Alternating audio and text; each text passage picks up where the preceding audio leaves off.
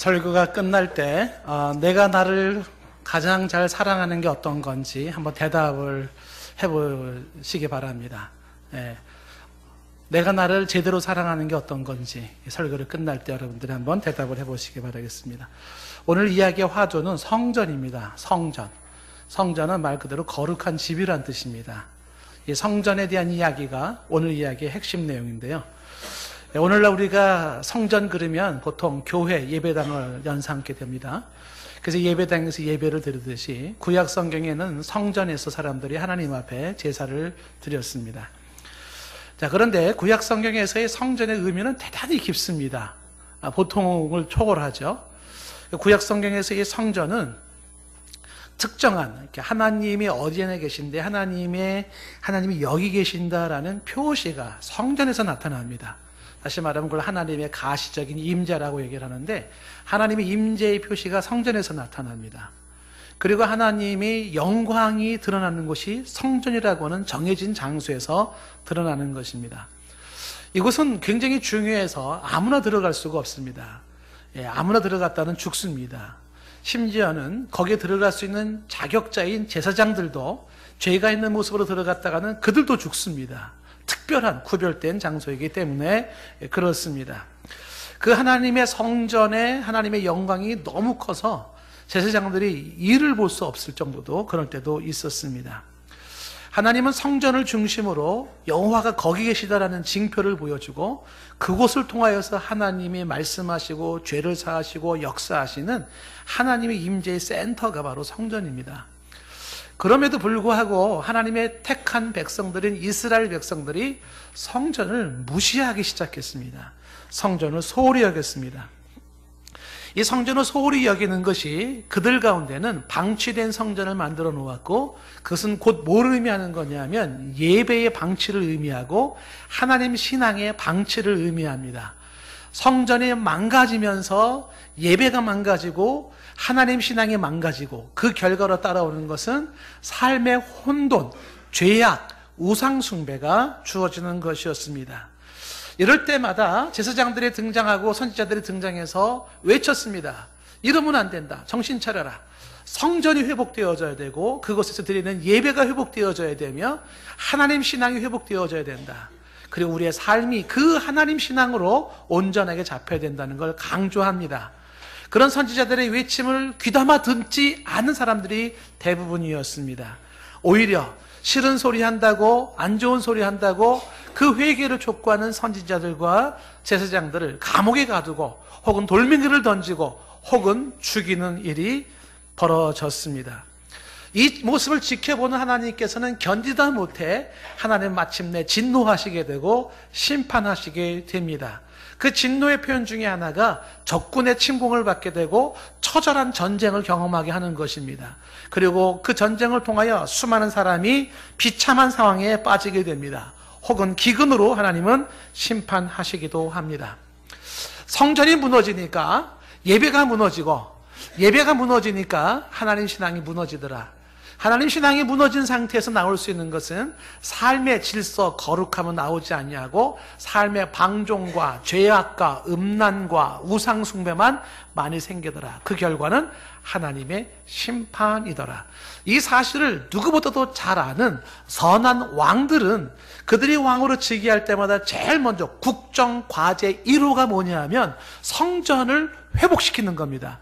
성전을 재건하고 성전을 수리하고 성전을 청결케 함으로써 백성들로 하여금 성전 중심의 예배가 다시 살아나게 하고 그것은 곧 하나님 신앙을 회복시킴으로써 하나님 앞에서 삶을 온전케 살게 하여 하나님의 심판이 아닌 하나님의 복을 받게 하는 것이었습니다.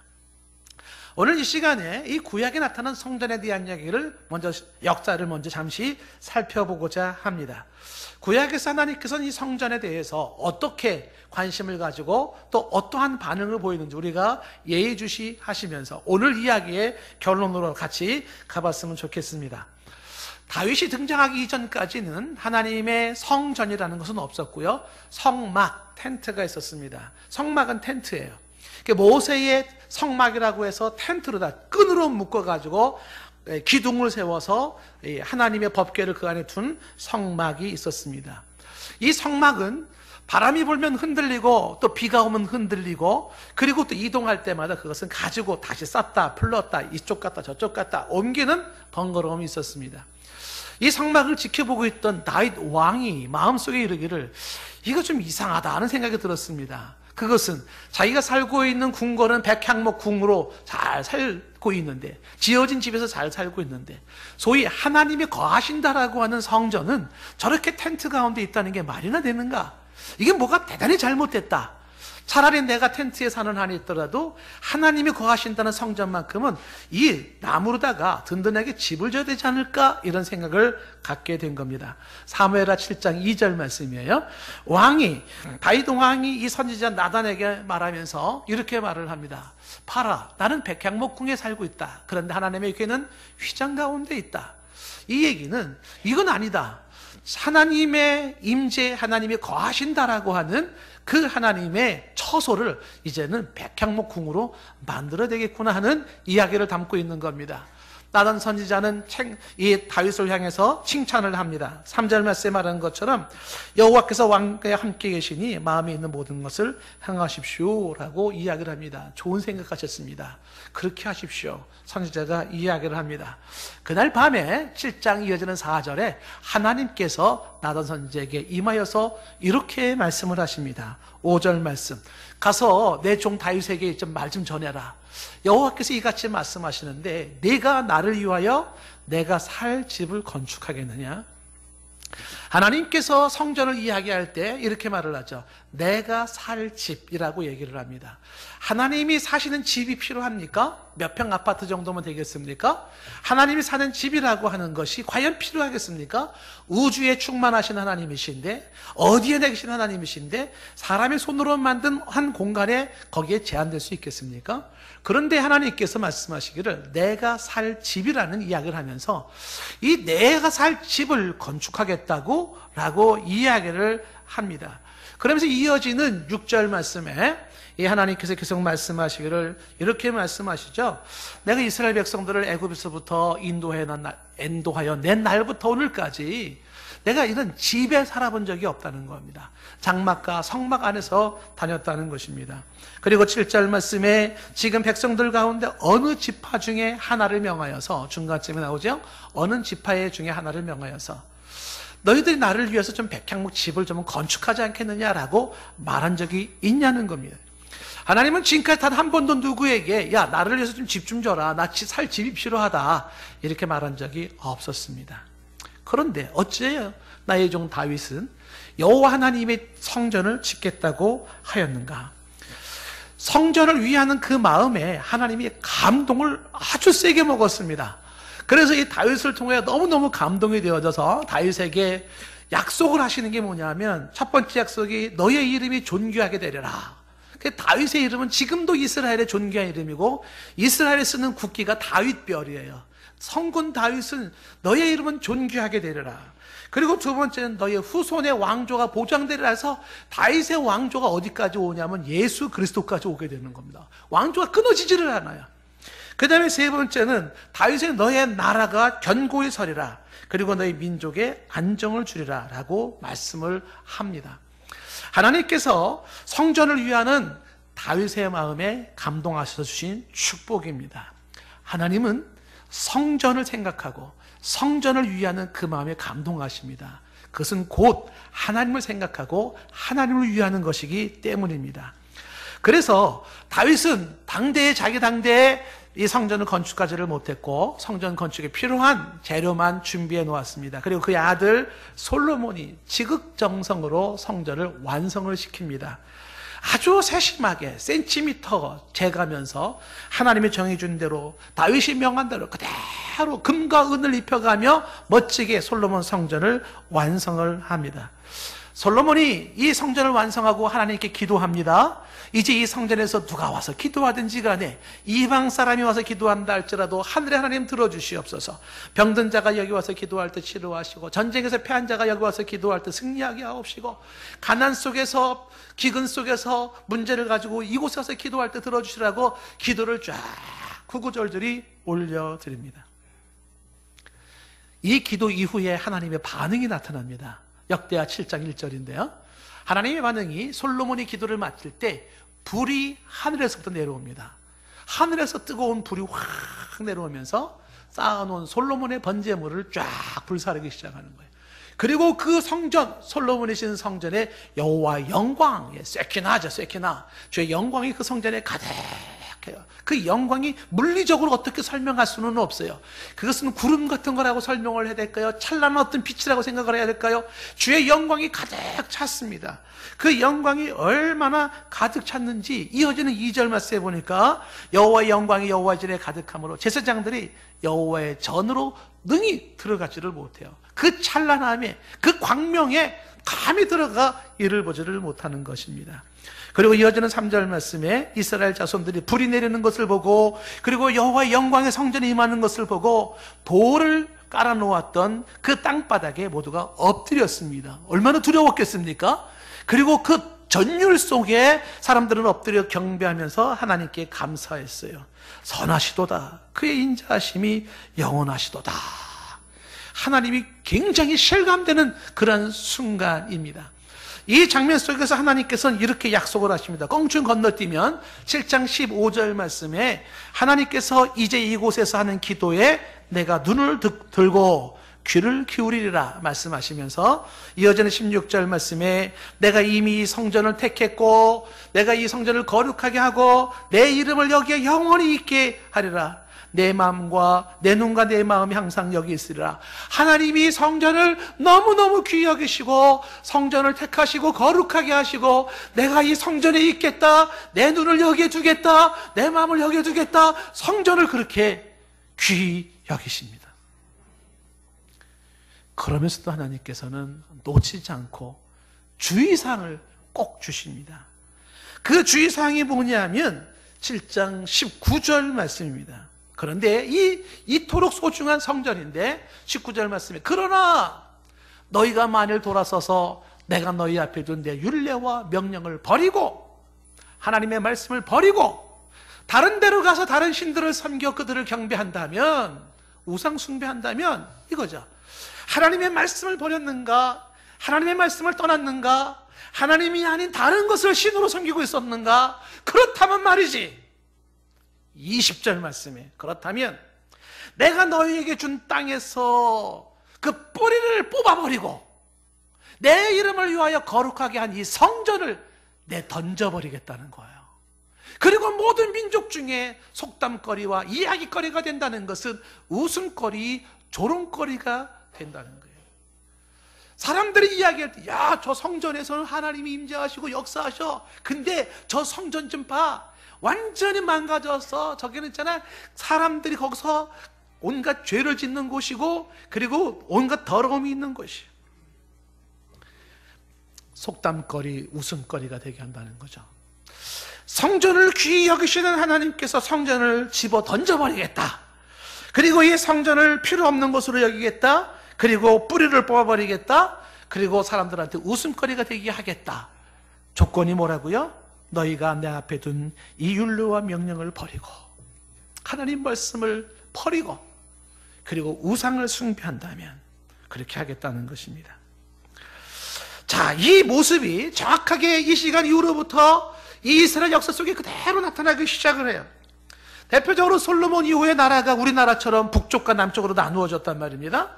북쪽에 여로보암이라는 사람을 중심으로 해서 나라가 북이스라엘이라고 하는 나라가 생겼습니다.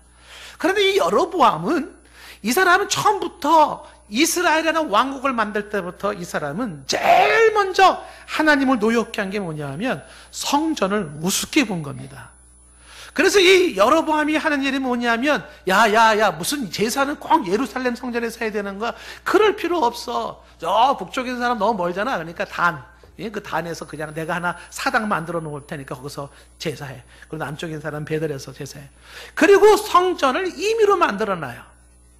그리고 제사장은 꼭 레위 자손이 제사장을 해야 되는가? 뭐 그럴 필요가 뭐가 있어. 그냥 내가 시킨 사람이 너 잘생겼으니까 너 제사장해. 너 좀 괜찮아 보니까 너 제사장해. 아무나 제사장을 막 시켜놓는 거야. 그리고 무슨 절기가 유월절이 어떻고 장막절이 어떻고 무슨 게 다 필요해. 그냥 예배 드리고 싶을 때 가서 하고 싫을 때는 하지 마. 이런 겁니다. 그리고서 하나님은 뭐 그냥 아무거나 하나님 하면 되지. 이거 좋네. 금송아지. 자, 이 송아지 이거 하나님이다. 이거 하나님 섬겨라. 이렇게 했던 게 여로보암입니다. 그래서 여로보암은요, 하나님 보시기에 악한 왕이 되고, 구약 성경에 악한 왕을 말하는 대명사여 후렴이 여로보암 같이예요. 여로보암과 같이.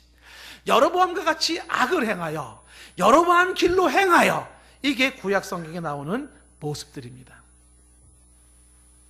이렇게 북이스라엘은요, 여로보암을 중심으로 대를 이어서 선한 왕이 한 명도 안 나와요.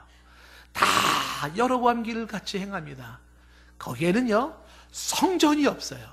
거기에는 하나님께로 향한 살아있는 예배가 없어요. 하나님에 대한 신앙이 없습니다. 그 결과로 바알신과 아사라신과 음란과 죄악으로 가장되면서 하나님이 참고 선지자들이 경고하다 도저히 안 되겠다 싶어서 북이스라엘은 722년도에 마지막 왕의 아술에 의해서 멸망하고 말아버려요. 이 비극의 현장을 남쪽의 왕들 중에는 그나마 이 현장을 아는 왕들이 있었습니다. 모든 왕이 그렇지 않지만 남쪽의 왕을 르호보암을 중심으로 한 남쪽의 유다라고 하는 이 나라의 왕들 중에는 그 나쁜 왕들, 이 성전을 우습게 보는 왕들이 간혹 있었지만 그 중에 몇몇 선한 왕들이 등장되어지는데, 그 선한 왕들이 등장할 때마다 그들은 손바닥을 치고 발을 구르면서 국정과제 1호로 강조하는 게 뭐냐면 성전 재건이에요. 성전 재건. 한결같이 성전 똑바로 세워야 된다. 그 이유가 뭐냐 하면 하나님이 거하시는 성전을, 그곳에서 하나님께 향한 예배가 제대로 이루어져야 된다. 이것이 뭐겠습니까? 하나님 신앙이 제대로 쓰는 거예요. 그때 하나님이 보호하사 우리나라 만세가 되는 것이고, 그렇지 못할 때 하나님의 진노는 전쟁과 기근으로 올 수밖에 없다는 것입니다. 뼈저리게 경험한 사람들의 이야기인 거예요. 그래서 아버지가 성전을 막 파괴시키면 아들이 왕이 됐을 때는 그 아버지가 망가뜨린 성전을 다시 재건하고 세워나가면서 그 아버지의 비극을 보니까 말이죠, 그렇게 하지 않으려고 하는 것이에요. 대표적으로 우시야 왕이 그렇게 성전에서 임의로 막 제사를 지내다가 제사장이 왕이여 이러면 안 됩니다. 왕이 이렇게 행하는 건 하나님이 기뻐하지 않습니다. 그러니까 왕이 제사장한테 뭐야 네가 나한테 뭐라고 그래? 그리고 임의로 제사를 막 지내다가 문둥병이 들었어요. 몸에 고름이 돋기 시작하고, 그리고 죽을 때까지 문둥병을 치고 살아요. 그 모습을 지켜봤던 아들은 절대로 성전에 들어가지 않아요. 절대로 안 들어갑니다. 아버지의 그 모습을 보았거든요. 그리고 오히려 성전을 보수하고 지키는 것이 아들의 모습이기도 해요. 유다의 분열 왕국으로 말하면 세 번째 왕 아사도, 이 사람이 왕이 되었을 때 역대하 15장 8절 끝부분에 보시면 나오지만은요, 그가 한 게 뭐냐면 맨 밑에 보세요. 여호와의 제단을 재건하는 거예요. 예배를 다시 잘 드려야 된다는 것입니다. 이게 승부수라고 하는 거예요. 하나님 신앙이 무너지면 인간의 생사화복을 주관하시고 흥망성쇠를 주관하시는 그분에 의하여서 사람이 살기도 하고 죽기도 하는 것인데, 하나님 신앙을 회복하는 길은 예배가 회복되는 것이고, 그것을 이루어지기 위해서는 제단을 건축을 해야 된다는 겁니다. 악랄한 여왕이었던 아달랴 왕이 등장했을 때도 사람들을 다 죽여버리고 유다 땅에 바알신을 섬기게 하고 아세라 신을 섬기게 하는 우상이 만연됩니다. 다윗의 혈통을 없애버리려고 씨를 말려버린다고 성경에 나왔으니, 이전 성경에. 그때 제사장이었던 여호야다가 다윗의 모든 자손이 다 죽는 가운데 아직 피투성이 갓난애기인 요아스를 그 아달랴의 폭정 속에서 숨겨요. 그리고서 성전에다가 숨겨놓고서 그 아이를 7살 될 때까지 몰래 키워줍니다. 어린 시절에 간신히 고모부로부터, 제사장 고모부로부터 생명을 연장받은 요아스는 성전의 고마움, 성전의 중요성을 누구보다도 잘 알죠. 그래서 이 요아스도요, 역대 24장 4절에 보면은 그가 한 일이 뭐냐면 여호와의 전을 보수하는 겁니다. 그래서 사람들로 하여금 건축 헌금을 하게 하고 사람들로 함께 힘을 모아서 백성들 함께 여호와의 성전을 세우는 일을 합니다. 이렇게까지 유다가 성전에 관련해서 누구는 허물고 누구는 세우는 일이 반복적으로 이루어지다가 끝내 유다라고 하는 이 민족도 마침내 성전 중심의 신앙생활이 실패로 돌아가 유다도 바벨론에 의해서 멸망을 하게 됩니다.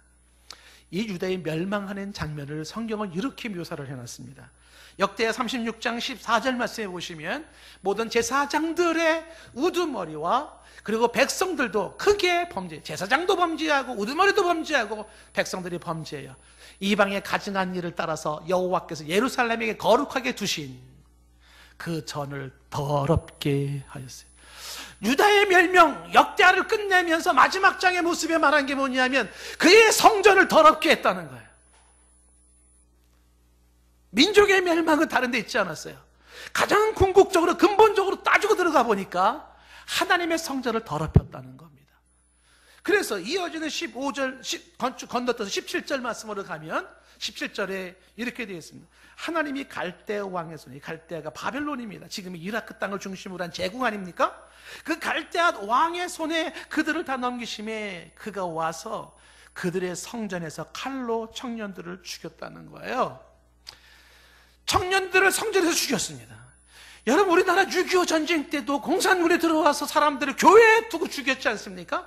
일제시대 때도 제암내교회 같은 경우는 어떻게 돼요? 사람들을 교회에다 놔두고 불질러 버리는 겁니다. 그런 거예요.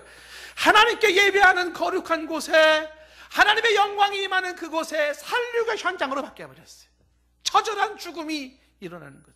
솔로몬이 약속했지 않습니까? 너희들의 말씀을 버린다면, 우상을 숭배한다면 내 마음을 주겠다고 했던 이 성전 어떻게 한다고요? 집어 던져버리겠다 말이죠. 그리고 사람들 앞에 웃음거리, 조롱거리가 되게 하겠다고 말씀했잖아요. 하나님이 자존심을 상하면서까지도 말이에요. 그 장면이 지금 이루어지는 거예요. 유다의 멸망 속에 그들은 성전을 더럽혔고 그 성전에서 살육이 이루어지기 시작하며 청년들이 거기서 죽기 시작을 했습니다. 이어지는 18절 말씀에 하나님의 성전에 있는 큰 그릇, 작은 그릇들, 성물들이죠. 그 성물들, 그리고 성전에 있는 각종 보물들, 금과 은으로 잡힌 모든 것들은 다 바벨론으로 빼앗겨버리고 말아요. 그리고 바벨론에서 그거 가지고 사람들은 연회를 즐기고 술잔으로 써가면서 하나님을 비웃고 조롱하는 거예요. 야, 이게 말이지 이스라엘 사람들이 옛날에 뭐 여호와께 드렸다면 그거래. 아이고 별볼 일 없지 않아? 자, 한 잔 드시게. 여호와의 이름이 아주 보기 좋게 땅에 떨어지는 순간이 벌어지게 되는 것입니다. 이어지는 19절 말씀. 또 하나님의 전을 불사르며, 이렇게 솔로몬의 성전은 불타버리고 말아요. 없어지고 마는 거예요. 불타버리는 거예요. 하나님의 성전의 이 상황이 어떠한가? 그것은 곧 백성들의 신앙 상태가 어떠한가를 말해주는 것이고, 그것은 곧 그들의 삶의 형태를 말해주는 것이며 복인가 화인가를 구분짓는 것이었습니다. 성전이 이래도 중요했나? 그래도 중요했습니다. 이스라엘 백성들이 바벨론 포로를 끌려간 상태에서 유다의 마지막 왕은 눈이 뽑힌 채로 피를 철철 흘리며 쇠고랑에 채워가지고서 왕이 끌려갔단 말이에요. 바벨론에 끌려갔어요. 그 바벨론에 끌려가서 백성들이, 이스라엘 백성들은 땅을 치고 하나님께 회개하며 기도하는 거예요. 그게 시편에 나온 노래 아닙니까? 예, 버든 나무에다 수금을 걸어놓고서 하나님 앞에 기도하는 거예요. 하나님, 그 옛날 하나님께서 예루살렘 성전을 우리에게 허락하시고 다윗의 성전을 위하는 그 마음을 기뻐하시며 솔로몬이 세웠던 그 성전에서 예배할 때에 하늘의 하나님이 우리를 도우사 우리 가운데 지키시고 보호하셨던 은혜가 있었는데 내 백성이 우둔하고 미련하고 교만하여 이르도 하나님 앞에 범죄하였다고 눈물로 회개하면서 한 번만 기회를 달라고, 다시 한번 그 성전에서 예배할 수 있는 기회를 달라고 통곡하며 기도한 게 70년 약속의 땅의 시간이 찼을 때 하나님께서는 바벨론을 물리치시고 새로운 제국에 등장하게 하신 게 페르시아예요. 이 페르시아 제국에 등장하면서 고레스라는 왕이 등장하면서 이 고레스가 이렇게 고백을 합니다. 에스라서 1장 2절 말씀에 보면은 바사 왕이 고레스, 바사가 페르시아예요. 이 페르시아 왕 고레스는 말하기를 하늘의 하나님 여호와께서 세상의 모든 나라를 내게 주셨다고요. 나에게 명령을 하셨다는 거예요. 이방 왕이었던 고레스에게 하나님 뭐라고 명령했냐면 유다, 예루살렘의 성전을 건축하라. 성전의 멸망은 민족의 멸망을 의미하는 것이었다면 성전의 건축은 민족의 회복을 의미하는 것이에요. 유다 예루살렘의 불탄 성전을 다시 건축하라고 명령을 했다는 겁니다. 그래서 이 고레스 왕이 포로로 끌려온 유다 백성들에게 이렇게 명령을 내렸죠. 본국 귀한 명령을 내리는 거예요. 3절 말씀에 이스라엘 하나님은 참신이라. 너희 중에 그의 백성된 자는 다 유다 예루살렘으로 올라가라는 겁니다. 그리고 이스라엘 하나님 여호와의 성전을 건축하라. 그는 예루살렘에 계신 하나님이시라. 성전을 건축하라. 무너진 성전을 건축하라. 이것이 미션입니다. 그것이 이스라엘 백성들이 해야 할 가장 중요한 일입니다. 무너진 성전을 재건하라. 더러워진 성전을 깨끗하게 하라. 성전이 회폐된 것을 다시 세우라고 말씀을 하는 것입니다. 그래서 스룹바벨이라고 하는 사람을 중심으로 해서 1차 귀환이 사람들이 본국으로 돌아와 예루살렘으로 돌아오는 겁니다. 이 돌아올 때 여러분 보십시오. 포로로 끌려갈 때 10살이었던 사람이 돌아올 때는 80살입니다. 70년 세월이 흘렀기 때문에 할아버지가 된 거예요. 그래서 그 현지에서 죽은 사람도 있고 다시 태어난 사람도 있고 해서 그 많은 사람들 중에 돌아오는데, 그 돌아오는 무리들 중에 나이가 지극히 드신 할아버지들은 그 옛날 솔로몬 성전을 기억을 해요. 그리고 불타는 장면도 기억을 해요. 그리고 다시 돌아올 때 그들은 가슴이 뛰죠. 그렇게 하고한 날 바벨론 강가에서 울면서 기도했거든요. 주여 한 번만 더 회복해달라고, 한 번만 더 그 성전에서 예배드릴 수 있게 해달라고 기도했거든요. 그래서 이 할아버지들이 자손들과 함께 다시 본국에 들어와서 스룹바벨과 함께 무너진 예루살렘 성전을 다시 세우기 시작을 합니다. 에스라 3장 10절 말씀에 건축자가 여호와의 성전의 기초를 놓았을 때에 다시 기초가 쌓아지는 그 순간에 사람들은, 제사장들은 예복을 입고 나팔을 불고 아삽 자손과 레위 사람들은 재금을 들고 그리고 이스라엘 왕 다윗의 규례대로 여호와를 찬송하기 시작해요. 이어지는 11절 말씀에 찬양으로 화답하며 여호와께 감사하며 이르되 주는 지극히 선하심으로 그의 인자하심이 이스라엘 영원하도다 하니 모든 백성이 여호와의 성전 기초가 놓임을 보면서 어떻게 해요? 여호와를 찬송하며 큰 소리로 즐거이 부르며 춤을 추면서 너무너무 좋아해요. 그런데 나이 들었던 그 할아버지들, 그분들은 이 장면을 보고 어떻게 했냐면 이어지는 12절 보십시오. 제사장들과 레위 사람들과 나이 많은 족장들은 첫 성전을 보았으므로 이제 이 성전의 기초가 놓임을 보고 어떻게 했어요? 대성통곡을 하기 시작해요. 이 나이 많은 분들의 마음이 이해가 됩니까? 왜 이들은 대성통곡을 할까요? 소리 높여 울기 시작을 하는 거죠. 그 옛날 우리의 잘못을 회개하면서 어찌도 우리가 그렇게 어리석었는지, 어찌도 우리가 그런 신앙을 가지고 하나님 앞에 살았는지, 그 썰어렸던 고통의 순간들, 그 왕의 눈이 뽑혀 포로로 끌려갈 때 그 모습들, 포로지에 끌려가서 신세가 어렵게 살았던 그들의 모습을 생각하고 다시 하나님의 자비와 긍휼로 이 땅에 돌아와서 해방을 맞이하는 기쁨으로 성전을 건축할 때 그 감동과 그 은혜가 복합적으로 그들의 울음을 터뜨렸던 거예요. 그래서 대성통곡을 하면서 울기 시작을 하는 것입니다. 성전이 회복된다는 것은 신앙이 회복된다는 걸 의미하는 것이고 예배가 회복된다는 걸 의미하는 것입니다. 그리고 민족의 역사가 회복되는 것을 의미하는 것입니다. 그런데 이 성전이 궁극적으로 이게 뭘 말하는 거냐? 이 성전이 가지고 있는 가시적인 게 지금의 오늘날의 교회를 의미한다. 그것도 그렇게 틀린 건 아니에요. 그런데 보다 본질적인 이 성전의 핵심이 있습니다. 핵심이. 그 핵심이 뭐냐면 이게 예수님 당시에 이런 일이 벌어지는 겁니다. 예수님이 요한복음 2장 13절에 보면 예수님이 예루살렘에 들어갔을 때에 그가 간 곳이 어디냐면 성전에 들어갔어요. 이제 예루살렘에 간 성전은 스룹바벨의 그 성전도 무너져버리고 헤롯이 세운 제3의 성전이에요. 제3의 성전. 그곳에 지금 들어갔는데 14절 말씀에 보니까 성전에 들어가 보니까 예수님이 봤을 때 그의 눈에는 소가 보이고 양이 보이고 비둘기 파는 사람, 돈 바꾸는 사람들이 앉아있는 것이 보이기 시작하는 겁니다. 예수님 눈에 보인 것은 소와 양과 비둘기, 유월절 제물이죠. 있을 수 있습니다. 그리고 예수님의 눈에 보인 것은 매매자들입니다. 먼 곳에서 소를 가지고 올 수 없으니까 그곳에서 사고 팔고 하는 거죠. 그리고 돈을 바꾸는 환전상이 있었습니다. 그런데 예수님의 눈에 안 보이는 것이 있었습니다. 그곳에는 이방인들도 보이지 아니하고 신앙 고백도 보이지 아니하고 하나님에 대한 경외도 보이지 아니하고 하나님을 향한 예배도 보이지 아니하고 하나님을 향한 찬송도 보이지 아니하고 하나님을 향한 겸허한 기도 소리도 보이지 않은 거지. 뭔가가 대단히 핵심이 빠졌다고 판단된 예수님께서는 이건 아니지. 성전을 이렇게 만들면 안 되지. 이 성전이 무엇이냐에 따라서 그 인생과 역사와 민족의 운명이 왔다 갔다 했는데 이건 아니지. 그리고 예수님은 노건으로 채찍을 만들기 시작했습니다.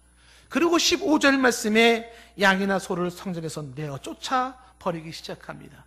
돈 바꾸는 사람들의 그 돈을 쏟아버렸어요. 그리고 상을 둘러 엎으셨습니다.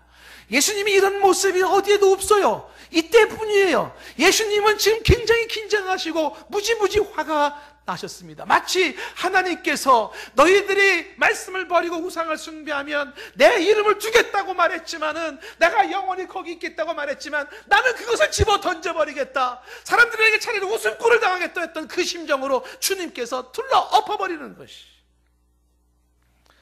그러면서 예수님은 16절 말씀에 이렇게 말씀하셨어요. 비둘기 파는 사람에게 말하기를 이걸 가져가라는 겁니다. 내 아버지의 집으로. 그 성전이 뭐냐면 아버지의 집이에요. 아버지가 거하시는 곳이에요. 내 하나님이 거룩히 임재하시는 곳이에요. 그걸 장사하는 집으로 만들지 마라. 여기는 예배하는 곳이지 장사하는 곳이 아니다. 이 뼈 있는 얘기 아닙니까 여러분들? 하나님이 임재해 하나님을 만나는 곳이고 하나님을 예배하는 곳이고 주로 인하여 내 모든 죄가 사함받고 주의 자비의 긍휼이 있는 곳이지 여기에서 돈벌이하고 여기에서 장사해서 이득을 남기고 주객이 전도된 모습이 아니라는 것입니다. 그러면서 예수님께서 말씀하시기를 이렇게 이야기를 해요. 껑충 건너뛰어서 보면요 19절 말씀 예수께서 이렇게 말합니다. 너희가 이 성전을 헐라라고 얘기를 해요. 내가 사흘 동안에 다시 일으키겠다고 말을 합니다. 주님께서 말씀하시는 건요 헐어야 할 성전이 있다는 겁니다. 그리고 다시 세워야 할 성전이 있다는 겁니다. 헐어버려야 될 성전은 헐어버려야 돼요. 그리고 다시 세워야 할 건 다시 세워야 됩니다. 그게 사는 길입니다. 그 유대인들이 이 말이 이해가 안 됐습니다. 20절 말씀에 아니 헤롯 성전은 46년 동안 세웠는데 어떻게 자기가 3일 동안에 세우겠다는 거야? 말도 안 돼. 예수님께서 죽었다가 살아난 부활의 사건을 의미한다는 걸 아직도 모르죠. 그러니까 성전이 이게 46년 동안 세워졌는데 어떻게 3일 만에 세우겠다는 거냐라고 얘기를 해요. 21절에 답이 나왔어요. 그러나 예수는 성전된 자기 육체를 가리켜 말씀하신 것이라.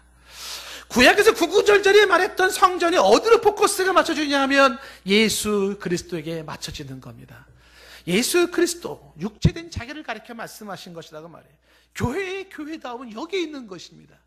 하나님께서 어디에서 그의 백성을 만나주시고 어디에서 그의 백성의 죄를 사하시며 어디에서 그들을 축복하셨나요? 성전에서. 이제 영원한 성전이 예수 그리스도인데 예수 그리스도 안에서 백성들의 죄가 사함받고 거기에서 하나님을 만나주시고 예수 그리스도 안에서 하나님의 축복이 임한다는 사실입니다. 예수 그리스도가 성전을 이루는 핵심이 되는 것입니다. 중요한 것은 헐어야 될 성전이 있고 세워야 할 성전이 있다는 것입니다. 더러워진 성전은 청소되어져야 하고 잘못된 성전은 헐어버리고 다시 세워야 한다는 사실입니다. 뭔 얘기를 하려고 이렇게 구구절절히 성전에 대한 얘기를 많이 했을까요?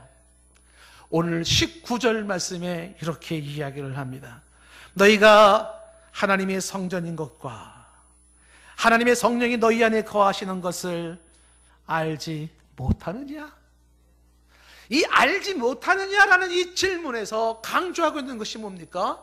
지금 고린도전서 3장 16절이에요. 6장 19절이 아니고 3장 16절 말씀에 말하기를 오늘 본문 말씀에 너희가 하나님의 성전인 것과 하나님의 성령이 너희 안에 계시는 것을 알지 못하느냐라고 이야기를 하죠. 제가 시간이 없어서 이걸 많이 설명을 못하는 게 굉장히 아쉽습니다만은 이게 기가 막힌 이야기예요. 너희가 라는 말이 복수입니다. 한 명이 아니에요. 여러분들 여럿을 얘기하는 거예요. 그리고 성전이라는 게 단수입니다. 그래서 여러 사람들이 하나의 성전을 이룬다는 이야기를 강조하고 있는 것인데, 여기서 중요한 것은 뭐냐 하면 그 여러 사람들이, 하나의 성전을 이루는 그 여러 사람들이 어떤 사람들이냐면 하나님의 집이요 성령이 거하시는 집이라고 말씀하고 있는 것이, 쉽게 말하면 예수 그리스도를 믿는 신자들을 말하라는 것입니다. 좀 전에 예수님이 자기의 육체된 성전을 얘기를 했어요. 자신이 성전이라 그랬어요. 예수 그리스도를 믿는 자들은 성전 대신 예수 그리스도를 믿음으로 말미암아 그 안에 성령이 거하시고 하나님의 영이 거하시며 그 사람은 하나님의 성전이 되어져요. 이 하나님의 성전인 사람들이 모여서 하나의 성전을 만들게 되는 것입니다. 이 성전을 이야기할 때 오늘 16절 말씀에 강조하는 것은 뭐냐면, 지금 너희가 하나님의 성전, 저와 여러분에게 하시는 말이 뭐냐면 이렇게 말해요. 자, 설교가 서서히 끝나갑니다만 정신 차리십시오. 하나님의 성전이 하나님의 성전. 누가요? 예수 그리스도를 믿는, 성전 대신 예수 그리스도를 믿는 사람이 하나님의 성전, 하나님의 집이에요. 거기에 하나님의 성령이 계셔요. 하나님의 성령이 계시고 하나님의 성전이, 바로 하나님의 집인 성전이 우리들이라고 말하고 있습니다. 만약에 여러분 집에 귀중한 손님이 온다면 어떻게 하시겠습니까? 아마 집 청소하고 음식 준비하고 온갖 정성을 다 드릴 거예요. 내 마음의 집에 손님이 오셨어요. 특별한 손님이. 그 손님이 누구냐면 하나님의 집이. 그리고 여기에 특별한 손님의 성령이 거하시고 예수 그리스도가 내 안에 거하셔요. 그래서 하는 말이 17절 말씀에, 누구든지 하나님의 성전을 더럽히면 하나님이 그 사람을 멸하신다. 집어 던져버리겠다. 웃음거리 되게 하겠다. 조롱거리 되게 하겠다. 하나님이 거하시는 집은, 성전은 거룩한 것이니 그 성전된 너희들도 거룩해야 한다고 말씀하고 있습니다. 그런데 신뢰가 어떠냐 하면, 고린도 교회 실상이 어떠냐면, 고린도 교회가 하나님의 성전으로서의 그 거룩함을 유지하지 못했다는 거예요. 이스라엘 역사가 반복했던 것처럼 성전을 우습게 여기고 방치하면서 그 타락한 모습이 바로 성전을 이루고 있는 성도들 모습에서 나타났다는 것입니다. 그게 어떻게 나타났냐면, 그게 고린도전서 6장 15절에 나오는 모습입니다. 거기에 보니까 너희 몸이 그리스도의 지체인 줄을 알지 못하느냐 말하면서, 내가 그리스도의 지체를 가지고 창녀의 지체를 만들겠느냐? 결코 그럴 수가 없다. 주님의 지체인데 창녀의 지체를 만들 수가 없다. 결코 그럴 수가 없다. 이어지는 16절, 창녀와 합하는 자는 그와 한 몸이 되는 것이, 둘이 한 육체가 되는 거예요.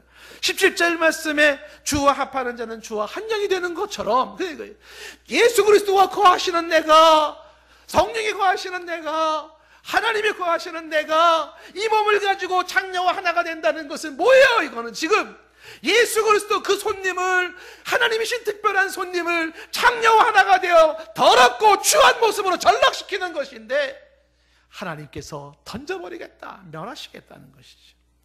이어지는 18절 말씀에 그래서 하는 말이 뭐예요? 음행을 피하라. 음행을 피하라. 성도가 할 바가 아니에요. 예수 그리스도를 모신 자가 할 바가 아니에요. 음행을 피하라. 19절 말씀에 이렇게 강조합니다. 다시 읽어보십시다. 시작. 너희 몸은 너희가 하나님께로 받은 바 너희 가운데 계신 성령의 전인 줄을 알지 못하느냐? 너희는 너희의 자신의 것이 아니라. 강조하는 게 뭐냐면 너희 몸은 말이에요. 저와 여러분 예수를 믿는다는 사람들의 몸은 말이에요, 성령이 거하시는 전이라고 말씀하고 있어요. 그러면서 이건 너희 거야 아니라는 거예요. 그럼 누구 겁니까?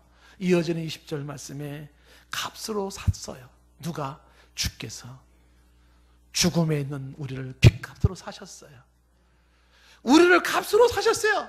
버림받은 것, 쓸모없는 것들을 주께서 핏값으로 사셨어요. 그래서 우리는 내 이 몸은 내 것이 아니라 핏값으로 사신 그분의 것이라고 말하면서, 그런즉 너희 몸으로 하나님께 영광을 돌리라고 말을 하는 것입니다. 설교를 마치면서 저는 여러분에게 클레오보아의 베르나르를 얘기하고 설교를 좀 마칩니다. 레리 크랩의 교회를 교회되게라는 책의 내용이 12세기 수도자 바로 이 베르나르라는 사람을 소개를 하고 있습니다. 이 사람이 쓴 원작 그 노래가 지금으로부터 1000년 전 사람이에요. 저 사람은 1000년 전에 저 사람이 얼마나 주님을 사랑했는지 그분의 쓴 시가 지금 우리 찬송가에 남아있는 게 찬송가 85장이거든요. 구주를 생각만 해도 이렇게 좋거든. 주 얼굴 배울 때야 얼마나 좋으랴. 저분이 쓴 얘기예요.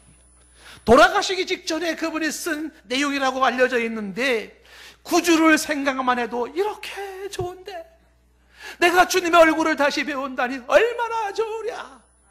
이게 주님을 사랑했던 저분의 모습인데요. 근데 저분이 크리스천들을 네 종류로 이렇게 설명을 해요. 첫째가 뭐냐면 나를 위해서 나를 사랑하는 사람이 있다는 겁니다. 나를 위해서 내가 나를 사랑해요. 이건 일반인들의 모습입니다. 두 번째 사람은 뭐냐면 나를 위해서 하나님을 사랑하고 주님을 사랑한다는 거예요.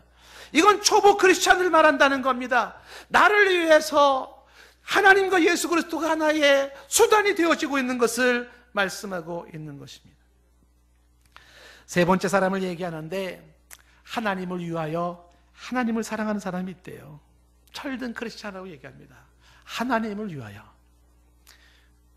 하나님을 사랑하는 자. 그런데 이분이 얘기하고 싶은 것은 네 번째입니다.